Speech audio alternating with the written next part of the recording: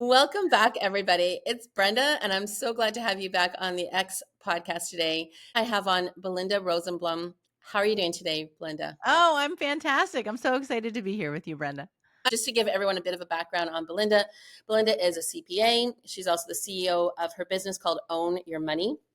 And through her cash flow CEO program, Belinda has helped female entrepreneurs increase profits, master their finances, and build businesses that support their lives without working nonstop. And I'm all about the working nonstop piece because everyone that connects in with me, we're all about leaving our corporate jobs, the burnout, the working 24/7, climbing the corporate ladder, the hustle. Mhm.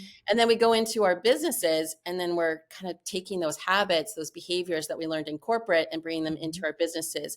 And then I'm talking to these women entrepreneurs and they're burned out like year one, year Mhm. two. How did you get into this? When did you recognize this? Sure. Yeah. Well, let me touch on the whole employee mindset thing really quick Yeah. because and then and then we can talk about how I got into it. So, I just want to kind of normalize it, right? Like I came from corporate too. Like I get it. And if Mhm. you think about it, it's honestly how we're brought up. Like it's through the school system where we're taught to ask for permission and not take risks and that we get paid more, we get better grades, right? When we work more, we put in more effort. And so Mhm. we're literally trained to believe that the more efforting we do, the more we put in, the more we'll get paid. And the challenge is that it keeps us in this employee mindset. And I Mhm. actually see it even transfer over to the money side of the business as well, because we're so used to just getting paid every 2 weeks that it's this rude awakening when it's like, shit, where are my paychecks? It was like magic that it used to just get deposited into my account every Right. Friday. Yeah. And it's just not like that anymore, right? And so just know that like I get it. We're literally trained to be employees and we have to learn how to be the actual CEO of our business. And sometimes Mhm. people think like CEO means like this old white guy in some big glass building. No, Right. if you run a business, you are the CEO. But what's often happening is that we default to this overworked employee mentality Mhm. and we run our business that way. We don't really take ownership of the vision of like where we want to go. And we think that our business is just like an ATM, like money comes in and we can just spend it. And part of having a profitable business is that you actually have a plan. Like you know your numbers now and you have a plan for the future. And it's another one of those like CEO skills that we need is to be able to really know your numbers and charge appropriately. And that's what that whole mastering your finances is about. Yeah. Yeah, so we'll definitely get into the profitability piece because the whole thing that I want to talk about with you today, because you are an expert in this space, is how can the online coaching space be a profitable business? I mean, we see all the people talking out there how you can get to seven figures, eight figures, do all these things, but at the Mhm. end of the day, they're spending tons of money on ads. They're, Mhm. bringing in lots of contractors or seasonal employees to help them out with their business because running seven figures, running eight figures, like you're going to need people to do that for you. And so, again, putting on that CEO hat is going to be really important. So, before we get into Mhm. that, I just want to go back in time a little Okay, bit. how did I get into this? Yeah, like, I mean, like you're a CPA, you're working in corporate, all of a sudden Yeah. you decide to go into business for yourself. Was it that easy? Or like what happened? What was the It's pivot? actually kind of a fun story. So Okay.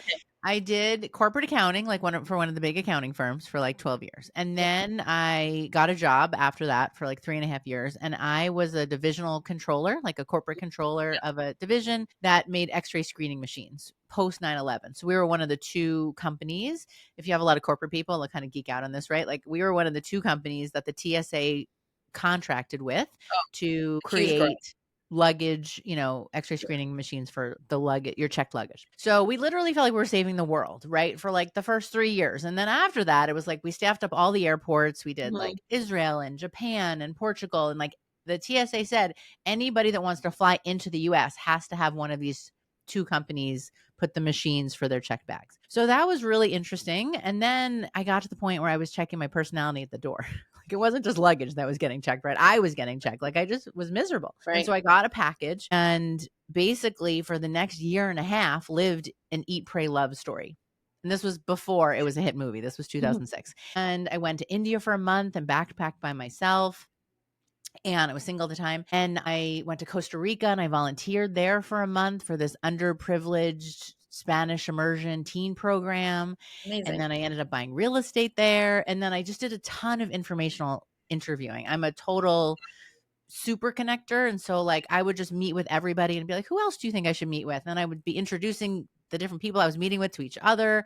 And Mhm. then I almost became a financial advisor. I was like this close. I had 3 offers because people were like, well, you know what? You're really good at finance. You're really good with people. You're really good at networking. Like this seems like the perfect job. And then when I went to go and talk with people like actual real women that I would work with, it was about as well received as when I was an auditor, right? It was like clutching their purse and like, what are you going to do? Are you going to take my money? And Right. what I got was that I was still getting compensated for investing advice. And that wasn't nearly as fun to me as the education. I wanted to be almost more like a financial therapist than a financial investment advisor, you know? Right. So then I turned down those jobs. And then shortly thereafter, I was like, I'm going to be a financial coach. And I came up with this like corporate mission. Literally at 2 a.m, came up with the name of Own Your Money. And I called GoDaddy at 2 a.m. Back, you could do that back You could in call them back then. 2007. And I was like, I know it. I just got a divine download. Like, this is going to be my website. How do I get it? No one's using it. So I back ordered it at 2 a.m. on like Wednesday morning, Tuesday night, Wednesday morning. Wednesday goes by, Thursday goes by. I'm like, I know this is going to be mine. I can feel it in my bones. Friday, I go and I look because it was supposed to release. And then it said somebody owned it. And it was like, all of like the passion just like fell out of me. I was like, what? And then I go and I click through and it turns out that I had bought it.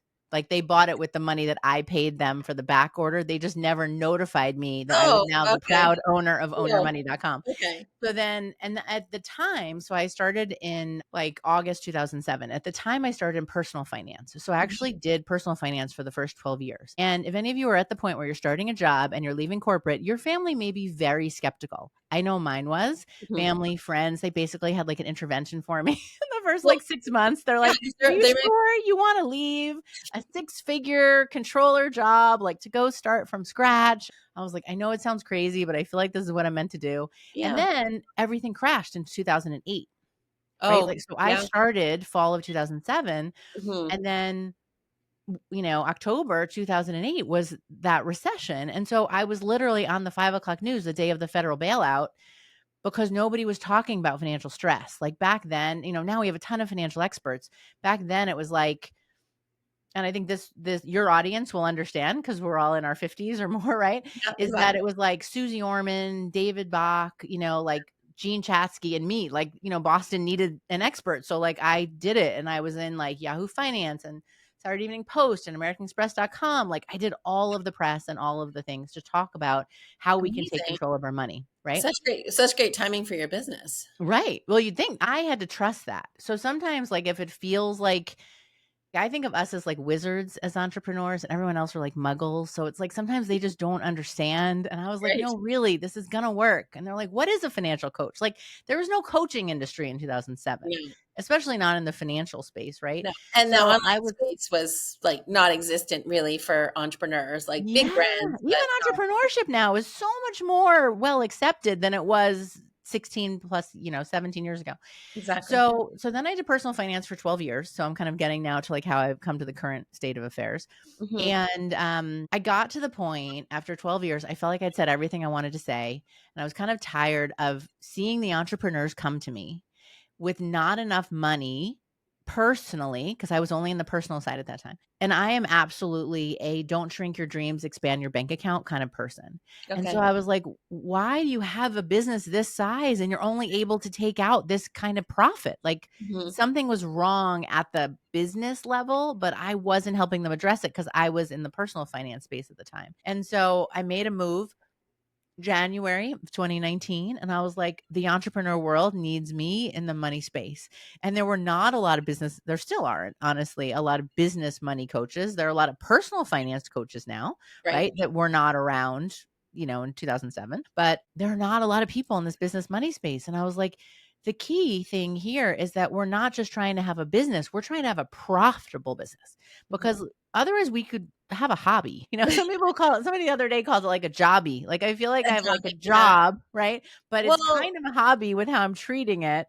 And it's I like, also I was also going to say, like, I think as midlife women, I mean, our audience right now that we're talking to are midlife women, like 40s, 50s, 60s.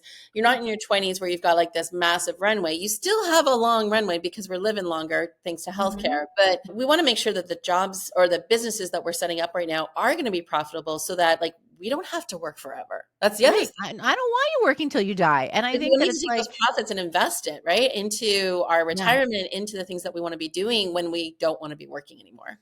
Right. And I think that so much we're just in this like get by mentality as Mhm. entrepreneurs that even when we are making profit, I think we just treat it like an ATM a little bit. Like we take the money out when we need it, but then we're not really intentional about where it goes and what we do with it and all that sort of stuff. And another kind of like how I got where I am, we think that there's always a breakdown to the breakthrough kind of a thing, right? Sure.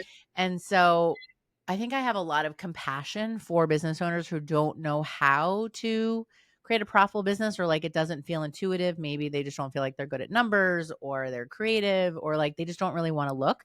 Because in my second full year of business, I mean, I made 60 grand or so the first full year Mhm. in 2008, like in a recession. And then 2009, I made $155,000, but Great. I only got paid $2,348. What? Yeah, no, true story. Unfortunately, I had a lot of shame. I didn't tell the story for years.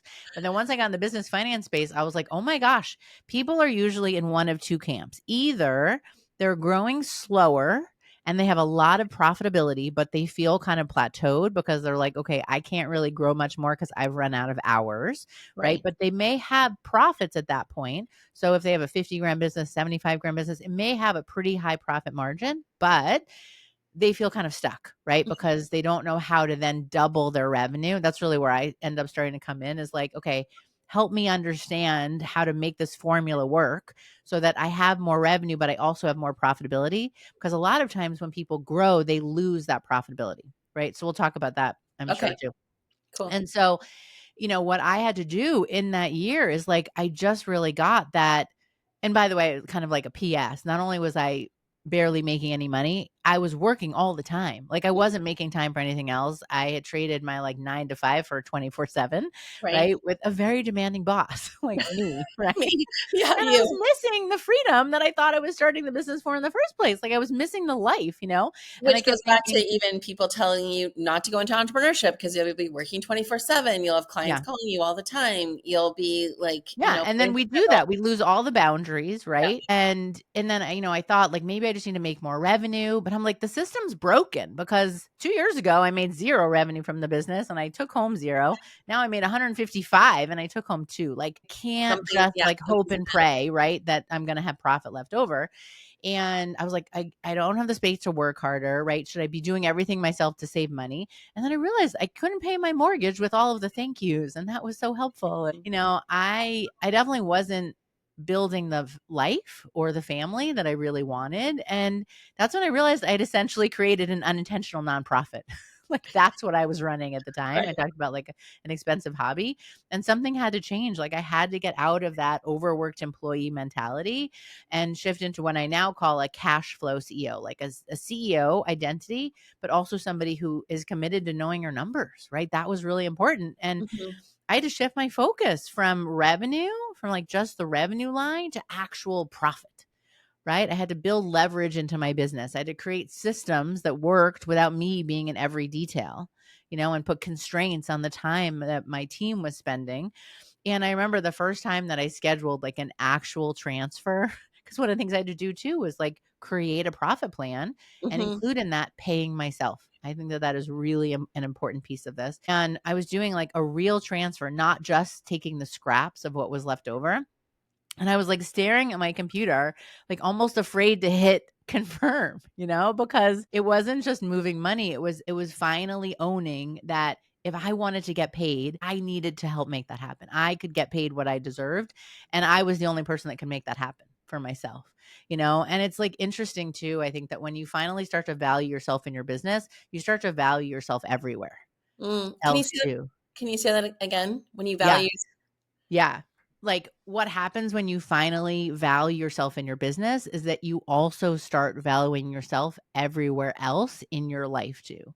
So Yeah. as I built the systems that didn't need me working 24/7, I finally had the space to look up from my laptop, actually create the life, right? So then the next year, I created $256,000 in revenue. So Yeah. another 100 grand more, right? Some people Right. kind of contract. I was like, no, I got to lean into the momentum that I've created, and with almost $100,000 in profit.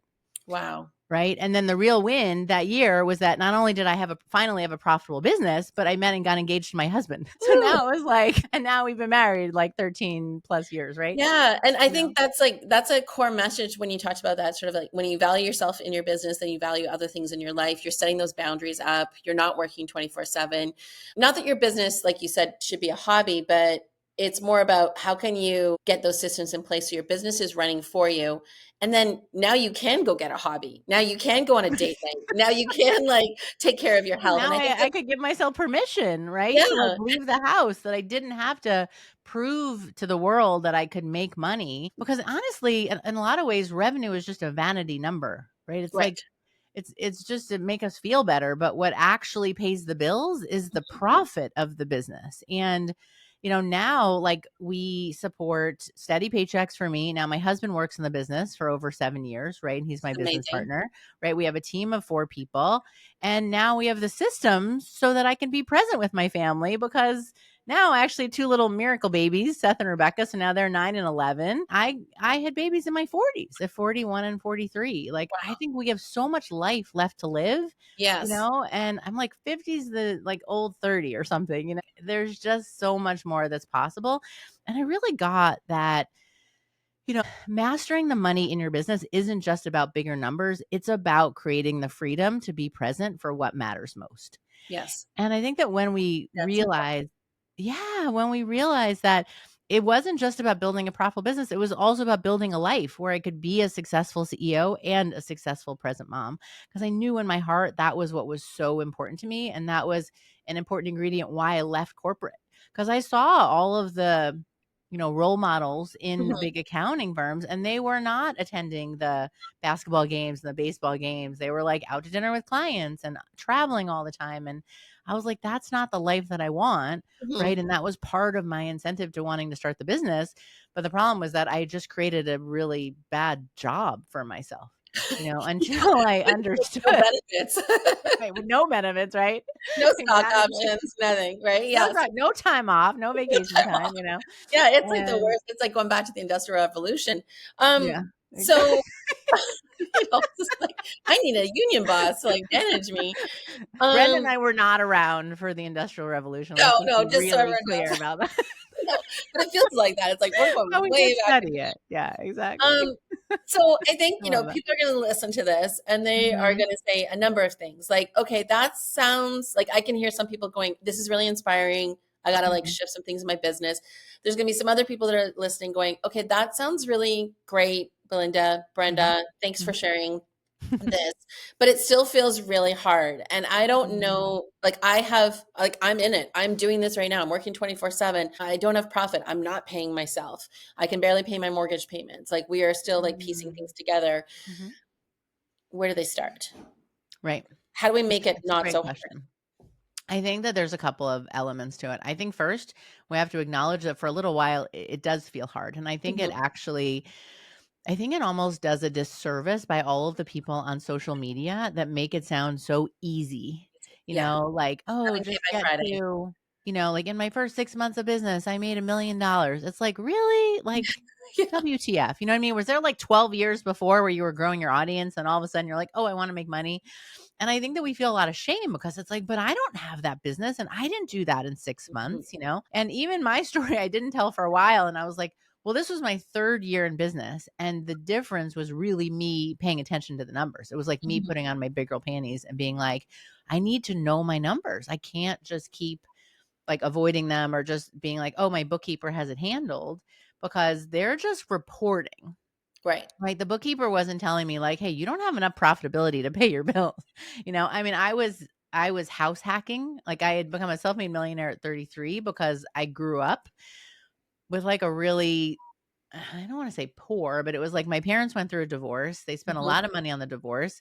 We like shopped at thrift stores. There just wasn't a lot of money left like for us to actually raise the kids that they just fought for in the divorce. Right. And so I knew that I just wanted it to be different for my family, right? So I really did start saving and like investing, and like I bought a two-family house. So I was like house hacking before it was like popular, right? And so, I self-funded the business. Mm-hmm. And I think that sometimes though, I think part of it is emotional and mental for us to realize like it's okay. I'm in an initial sprint time where it may feel hard. And how I love this question to ask ourselves. So everybody write this down.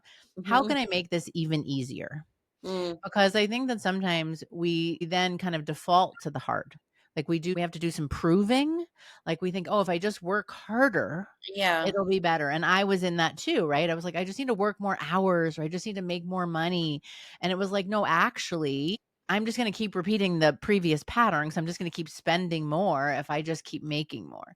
And I really do think that paying attention to the profitability, like knowing your numbers, okay, even if there isn't a lot, but for you to actually track it Mm-hmm. in terms of looking at like how much is coming in, how much is going out, what's that net. I'm actually working on, if I have it ready, I will give it to you, or when I have it ready, I'll give it to you, like some sort of a like a freebie or something potentially, because I think a lot of people don't actually understand their numbers, even to know like, am I profitable? Am I too profitable? Because sometimes people are a little too profitable because they're not investing enough in their education or in any team, which we'll talk about as we grow Okay. as well. Yeah, that's true. But I feel like it feels hard, number one, emotionally, because we think it should be easy. So we feel a lot of shame around it. And I think that that's real and that holds us back. And we think we have to work hard. I don't believe that it has to be that way. I do have also that like drive and ambition. But the more I'm realizing it is that I want to be a role model for people to find that easier way, that's more systemized way, that it doesn't have to feel so hard. And then I think the other piece is we don't have any money skills. It's like Mm, we're trying to like speak a language that we just never learned. Maybe we learned a little Spanish, maybe we learned a little French. We usually don't learn money, and particularly not business money. Like when I was in corporate, I worked with clients like Colgate, like the toothpaste company, Colgate Palmolive, right? Like that was my client. That was the level that we were operating at. Small business finance is like a whole other ball of wax, right? mm-hmm. So part of it, I think, too, is that we need to learn the money skills. We need to understand what profit even means. How do I create it? Like, how do I run the math so that I'm not just creating revenue and then spending it all and then not having anything left for myself? Because essentially, profit, just so you know, is total revenue, total money in less Yes. expenses, total money out equals profit. And then Mm-hmm. profit has a few jobs. So profit has to go partly to owner's compensation, like what you pay yourself, partly to set money aside for taxes, partly to pay off debt or start to build a reserve for you, and then partly to set aside like for the future. The book Profit First, the Yeah, to profit invest in it's the talking business. about is for like retirement and investing and like Right. not working till you die, right? I think that that's part of it, is that it feels so hard because we don't understand how to create profit in our business and how to run a more profitable business. And the pay yourself calculator gift that I know we have ready, and literally thousands of people have downloaded that. Yeah, and we'll That share it. What's that? And we'll share it with everybody And we'll this share it with everybody for sure. That at least that starts to show you, okay, how much do I want to get paid? Right? So it gives you like what's happening now. So you can just be Mhm. honest, like now I'm not getting paid. Now this is what the business is bringing in. This is what we're spending. And then what's the minimum? What do I want to be creating so that at least you can start to pay yourself something? Inside our cash flow CEO program, we want everybody to start to be paying themselves something, even if you have to start at 500 or 1,000, and then we grow that and we map it into the plan so that they can actually get closer to the minimum that they want to be paying themselves. Right. And Awesome. even when I started, because I was basically making zero, I left the $2,000 in the business and I was just funding it from my savings and like my house. Like I had a roommate and stuff to just help subsidize the business essentially, or my life so that I could do the business. And we need to actually understand, what do we need to make? That's what the pay yourself calculator says, right? It says based on what you want to get paid, based on what you want to spend, this is how much your business actually needs to make. In a lot of cases, we're picking these arbitrary revenue numbers Right. that aren't meaningful, right? So we think, oh, I want to make 50 grand. And we just say that because we made 20 before. Like, I don't know. That seems like a good round number. Or Mhm. we like want to make 100 grand. Okay. So if you make 100 grand and you keep spending what you're spending, what is that going to pay you? right? Like, and is that going to be able to set aside money for taxes that you need to? And so I feel like part of my job is like taking the fear out of finance and kind of simplifying it all so that you have the clarity to know, okay, this is what a profitable business would look like for me. Right. And maybe you're in the camp of like super profitability, but you want to grow. Okay. Well, then we need to look at that and figure out where do you have fear around spending? And where do Hmm. you need to learn a little bit more, maybe hire a little bit more team? And then on the flip side, where are you doing what I was doing, which is all the money was going out, like I was spending it all on team or on coaching or on Technology. wasn't Yeah. ads at the time, by the way. Like in the 155 year, even in the 256 year, there was technology and stuff like that, but there was no Facebook ads. I did not hire a bigger team, by the way, when I grew. If anything, I like reduced the hours of the team I had, and then I replaced some of those hours with somebody else that could coach. Hmm. So then I could raise my rates, and I had that person take over my previous rate, and then I raised my rates because most of the time we need to raise our rates. Right. And so a lot of it is really understanding that you need to pay attention to your money. Like it's not an option not to, that if you want a profitable online business, you have to have some basic money skills that no one is teaching except for Right. me. Right. But like it's So, just not taught out there. and yeah, and I think that that's like something that's really important because I do hear from a lot of new business owners midlife. It's like, oh, I have to start learning all these things in my business. And I'm like, well, hang on a second. There is like, you've been on the planet for 40 years, 45 years, 50 years. There Yeah. are some things that you know. So you're not starting from scratch in those areas. And No. that can be something that's monetized. But then to be that successful business owner, I think that's the key Mhm. thing. There's going to be some things that you're going to have to learn and learning how to Mhm. those money skills that you talked about. It's not just sort of like, oh, it's a one and done thing. It's going to last for years in your business and it's going to help you sustain your business and actually love your business. Cause I think that's the other thing that I hear Yeah. is that I'm When burned you're out. broke. I'm not getting the profitability. I don't like Yeah. my business. I now need to change it again. I need to pivot. I need to do something else. And we're in this constant, like, sort of burn, churn motion. And this to me makes it feel more sustainable. I can actually Right. figure out like what is the right model that I need. And I can actually see like after I develop some of these habits that you're talking about, I can actually now Mhm. see it working. I can measure the results. And then I just sort of like, again, kind of put it on repeat. We talked about Yeah. this earlier before, we pressed record, was Mhm. creating these boring businesses. Yeah. I know. It's And it's like, just like, like we want to leave corporate. We want to like have all this innovation and creativity in our business. I'm like, yeah, that's good for sometimes like the early stages. You want to try some things mhm. out, test the sandbox, all those type of things. Mhm. But eventually you need to kind of stick to something, get committed to it. And like you said, with the money mindset piece, work that you do with your clients is then, be able to see the success, right? And then replicate it and then decide like, okay, where do I need to invest in it, grow it more, etc. So Mhm. I love that because those are skills that I agree with you. I don't think if we're coming from corporate, we've got, right, we didn't necessarily learn small Yeah. business owner habits. We were working with big organizations, big clients. And it's different. It's different It's way mainly because different. somebody tells you what to do. Like in corporate, right? We have bosses and they tell us what to do. And Yeah, you're this over is your expenses, do cut the thing you need expenses. to Yeah, do so that it makes the business money. And now all right. of a sudden it's like you don't have a boss. You have to figure it out. You're And the so then you're boss. like, wait. You're like looking around. Wait, what am I supposed to be doing? What's going to make me the money? Yeah. Right? What's going to put that magical paycheck in my account? And there's two things that you just reminded me of. One, being broke or feeling broke sucks the fun out of our business. Yeah.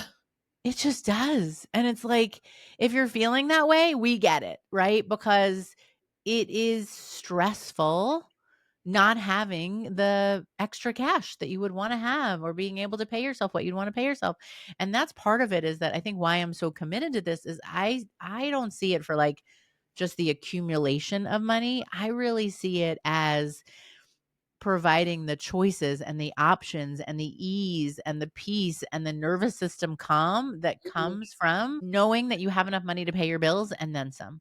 Like to Right. have that extra, to be able to do the fun things that you want in your life. And I think it's helpful for everybody to think about, wait, why am I in business? Why do I want to make money from the business? Because if you want a hobby, like go crochet. There are a lot of It's a other lot things you could cheaper. do, A lot cheaper. I don't know, play mahjong or something. Like there are a lot of Yeah. other things you could do besides putting yourself out there on the skinny branch running a business. Hmm. And I think that the broke thing occurred to me. Oh, and then the boring business piece, right? So there's this great quote that I love that says like making money is boring. Making a lot of money is really boring. But you know what? Like learn to enjoy that boredom. Like you can have the innovation in, your webinar, you can do a cool exercise. Like Yeah. I'm constantly innovating and creating and stuff like that, but not with my signature offer.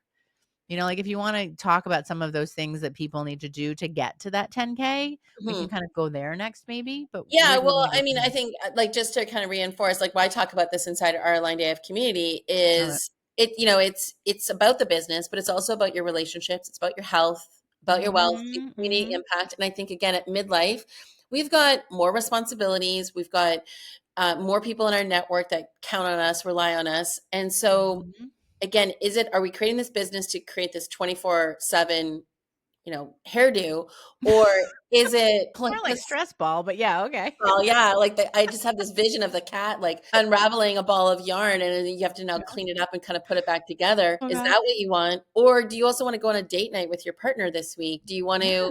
to, take vacation? Do you want to maybe work 20, 25 hours this week in your business and then decide to work 60 hours next week? But have that flexibility, that choice, right? Or Versus not. You know or what I not. mean? Like, or Yeah. we set up the business that, if I think about like those 3 things that you need to do to even get to that 10K, right? I think part of it is having that one signature offer. Like I've helped people get to DK, 100K, DK, maybe even 200 with like one solid offer that they're Mhm. just like so gung ho about. It's usually even a one-to-one coaching offer. It's Right. just that now we're not charging like by the hour. Now we're charging on a retainer basis for the Mhm. month, right? That's part of what we end up helping people through sometimes in cash flow CO is charging appropriately. Like we had one money coach, even ironically, she did personal finance though, and she was way undercharging for her coaching services. She was charging like $350 and she was making her money in other places. She had a YouTube following, like all that sort of stuff. But Mhm.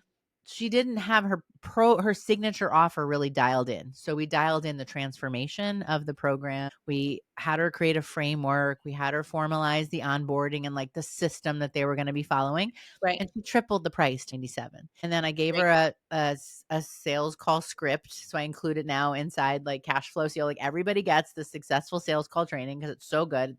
Literally just tells you like what to ask and how to maneuver the conversation. Mhm. She sold 8 people in a week at a triple the price, Wow. right? So she So, made like like, to 8 have that grand in a week. cash in your business that early, that's a huge It's a huge lift for a huge thing. business owner. Totally. And Yeah. like 997 for I think it was 3 months at the time. We might have shortened it now to 8 weeks even. That like, it's so it feels hard to a certain extent, but it's really more about creating that irresistible offer. I teach this Mhm. irresistible offer intensive, and it's about dialing in that signature offer so that you know the 5 Ps. So I talk about the person you're helping, the problem that you're helping them solve, getting really clear on that, particularly the problem that you want to own, the promise of the program, the plan, like what's in the program, and then the Mhm. price. And then Right. all of that creates the positioning around that offer. And so I think first off, like we have to get you a really good signature offer. If you're on the newer side, it's probably one to one Mhm. coaching, or it could be like executive coaching, or it could even be like speeches, right? So with Justine, by the way, after she sold in 8 people, she was like, "Oh my God, I can do this. Let's charge $12.97 now." I was like, "Yes, exactly." So then she sold in 8 more people over the next month. She literally made $18,000 in a month. Wow.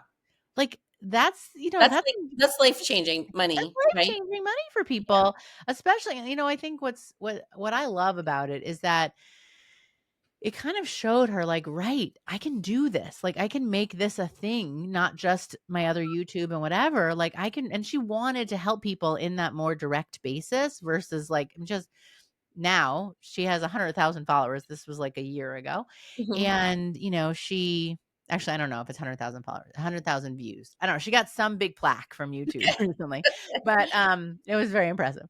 But my point is that she evolved into $1,000 coach instead of just $100 coach. Because Right. part of it is that I don't believe in like getting paid your worth, but I do believe in getting paid to the value of your expertise. Mhm. Right? Like we can never get paid our worth. We're priceless, right? Yeah. Like who we are as human beings, I can't put a value on. But her identity shifted now when she was no longer $100 an hour coach, or, like a $100 coach to $1,000 coach. And she upgraded her like website some, and just like her visual brand identity, because she really got like, wait a second, I was playing small when I was undercharging.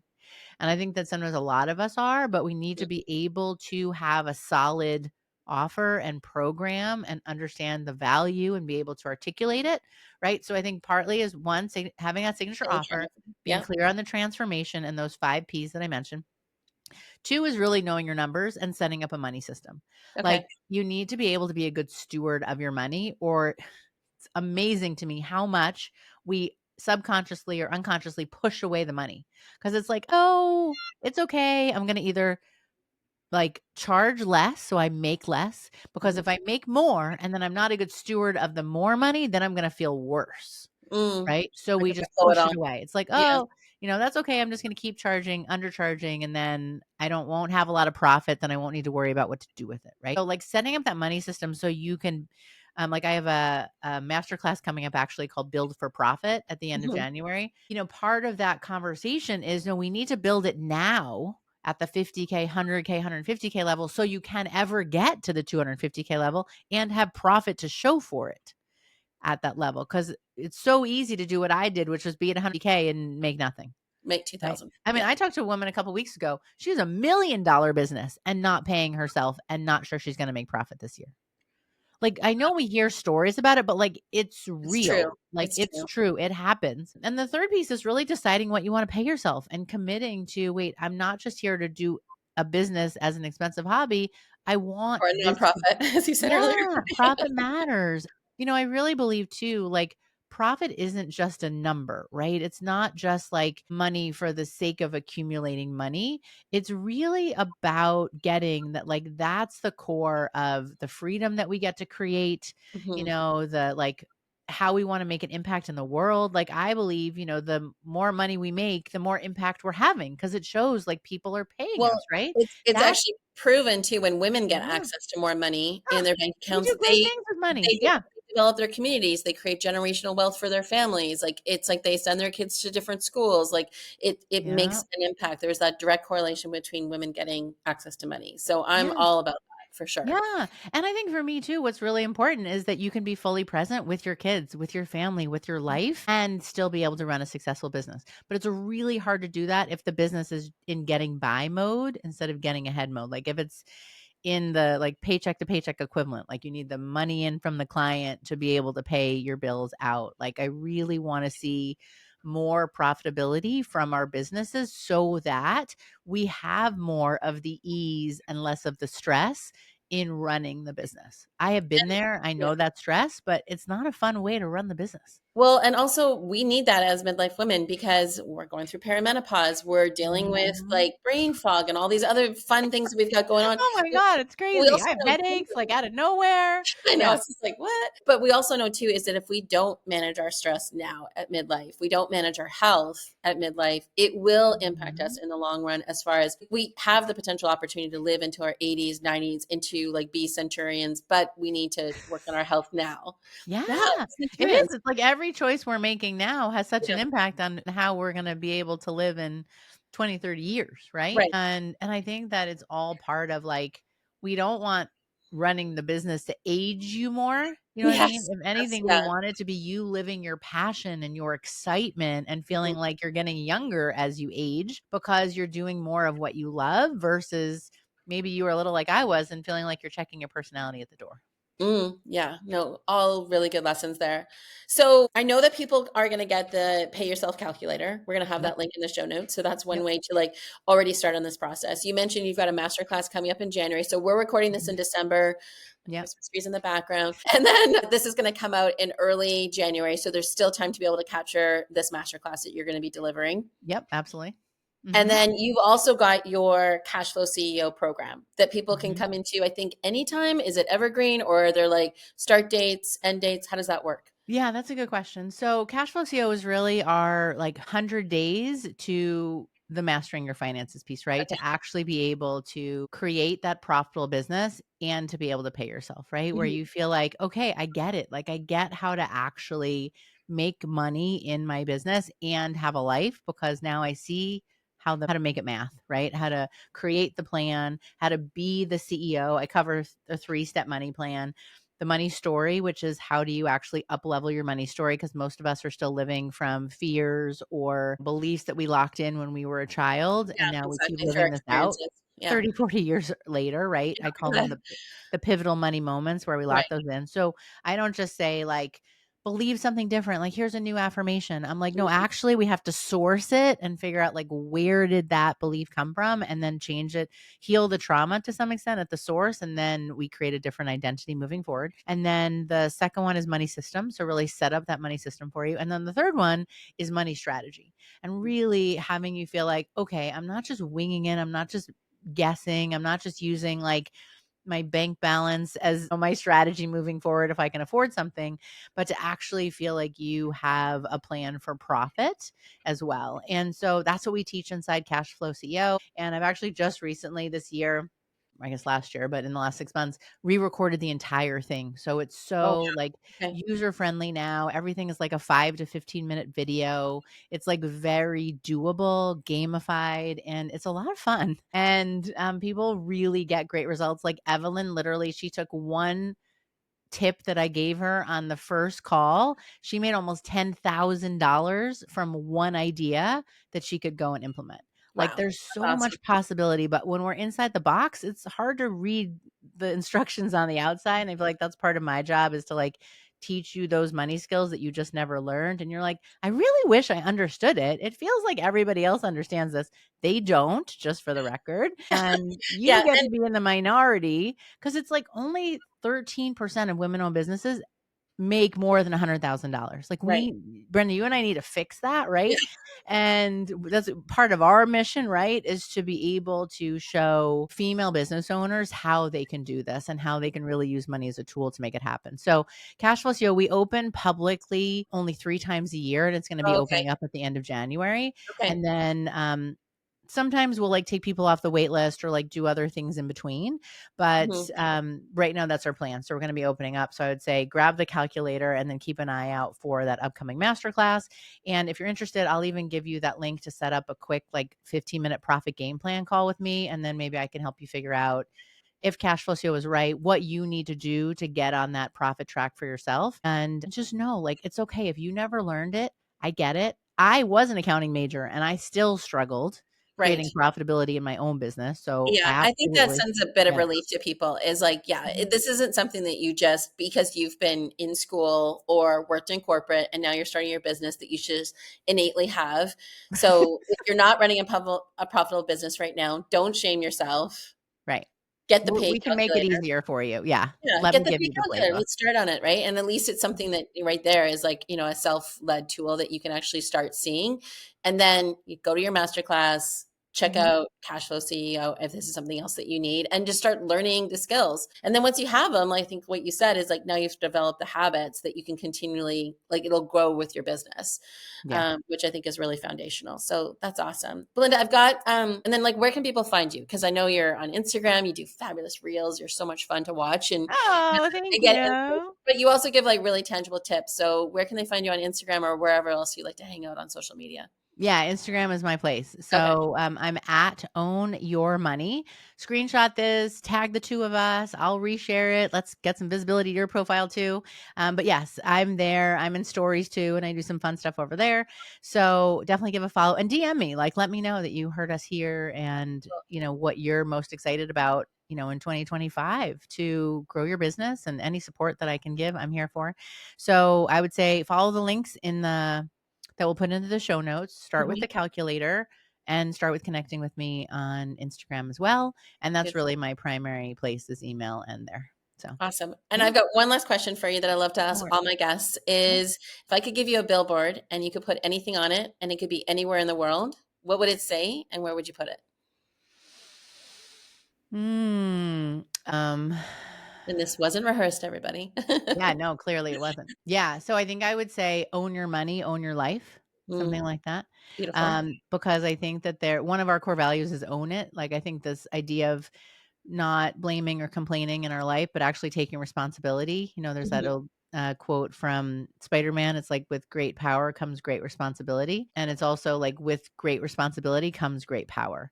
And to Mhm. actually realize, like, right, if I recognize, wait a second, no one's going to step into that CEO role. I need to do that. I need to learn the skills. I need to figure out how to make this a profitable business. I'm in it to win it. You know what I mean? I'm here to do it. So I think that's what I would say, because when you own your money and you recognize, like, money can be a tool to live this amazing life that you want, you also own your life, because to me, they're very connected, right? In terms of how we approach our life and take responsibility for that as well. So, yeah, where I'd put it, I Yeah, don't where would know, you put it? maybe like Times Square, so it gets a lot of visibility, or Yeah, something like that. But yeah, the board. I already have it up on my wall in a couple places. We need these reminders, like, even if it's like your signature offer, your signature messaging, we just need to stay focused. It's so easy for our brains to go off in different directions. So I think that's really important. Belinda, Yeah, thank you so much for exactly. being on here today. It's been amazing hearing your wisdom and all the tips that you provided us. And I want to encourage everyone to go check you out and check out your programs. I think it's going to be hugely beneficial. And considering this is one of the first podcasts that I'll be running in 2025, I think it's a great way to start off Perfect. people setting their goals. Thanks again. Thank you.